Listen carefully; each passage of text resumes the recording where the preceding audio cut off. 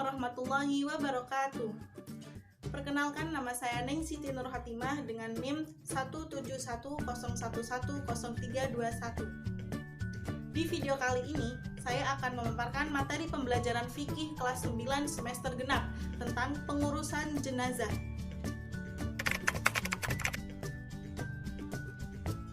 Dalam pengurusan jenazah, ada beberapa hal yang harus kita lakukan, apalagi sebagai keluarga. Yang pertama, memandikan jenazah. Yang kedua, mengkafani jenazah. Yang ketiga, mensolati jenazah. Dan yang keempat, menguburkan jenazah. Yang pertama, hal yang harus kita lakukan sebelum memandikan jenazah. Siapa saja yang berhak memandikannya? Yang pertama, orang yang sudah diwasiati oleh jenazah untuk memandikan jenazah tersebut, orang itulah yang berhak.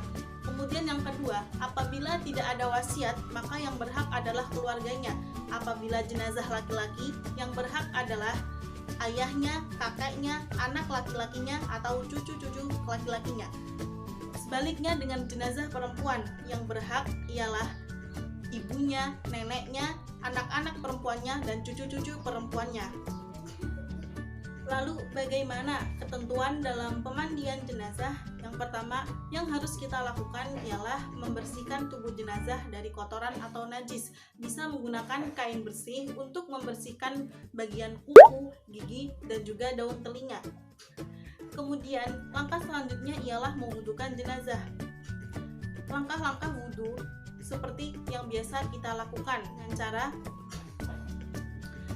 membasuh mulut jenazah, kemudian membasuh wajah jenazah, membasuh tangan hingga siku, kepala, lalu telinga, sampai kaki. Mandikan jenazah dengan menyiramnya dari ujung kepala hingga kaki. Disunnahkan dalam basuhan itu sebanyak 3 atau 5 kali basuhan.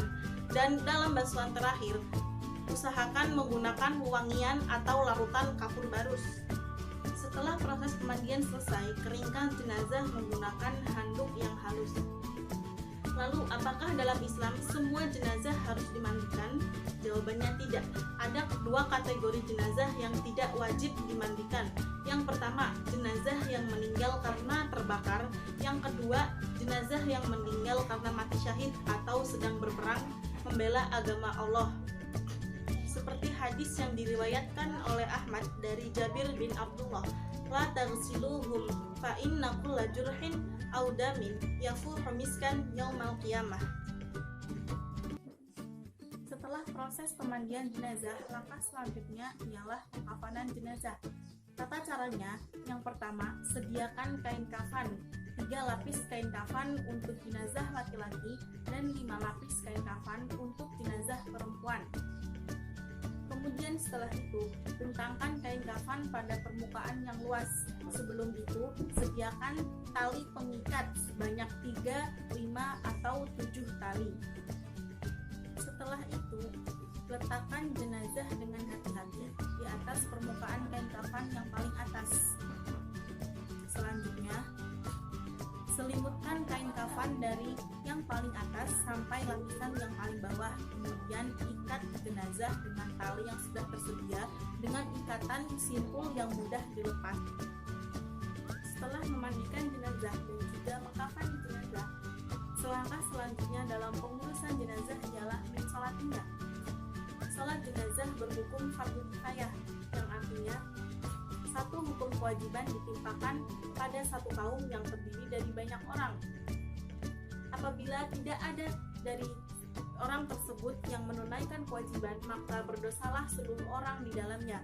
Namun apabila sudah ada yang menunaikan kewajiban, maka gugurlah dosa di dalamnya. Salat jenazah terdiri dari 4 takbir, tidak ada ruku, juga tidak ada sujud. Takbir yang pertama membaca suratul Fatihah. Takbir yang kedua membaca salawat Nabi. Takbir yang ketiga membaca doa untuk jenazah. Doanya Allahumma gfirlahu warhamhu wa'afihi wa'fu anhu. Itu untuk jenazah laki-laki. Jika jenazahnya perempuan, maka kata gantinya diganti dengan ha. Allahumma gfirlaha warhamha wa'afiha wa'fu anha. Untuk takbir keempat juga membacakan doa untuk jenazah. Doanya Allahumma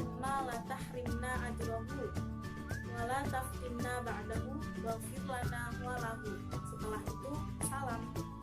Setelah selesai disolatkan, sudah waktunya jenazah untuk dikuburkan. Bagaimana proses penguburan jenazah? Yang pertama, 2-3 orang masuk ke dalam liang lahat. Sementara orang-orang yang di atas membantu menurunkan jenazah dari keranda dan menuju ke dalam liang lahat. Dalam liang lahat, jenazah agar tidak digulung sebaiknya diberi ganjalan dari tanah. Kemudian agar jenazah tidak langsung tertimbun dengan tanah, sebaiknya gunakan papan dari kayu untuk menyanggatannya. Oh iya, jangan lupa, posisi jenazah harus dihadapkan ke arah kiblat dengan posisi kepala berada di utara. Cukup sekian penjelasan dari saya mengenai materi pengurusan jenazah. Apabila ada kesalahan kata, saya mohon maaf sebesar-besarnya. Wabillahi taufiq wal hidayah. Wassalamualaikum warahmatullahi wabarakatuh.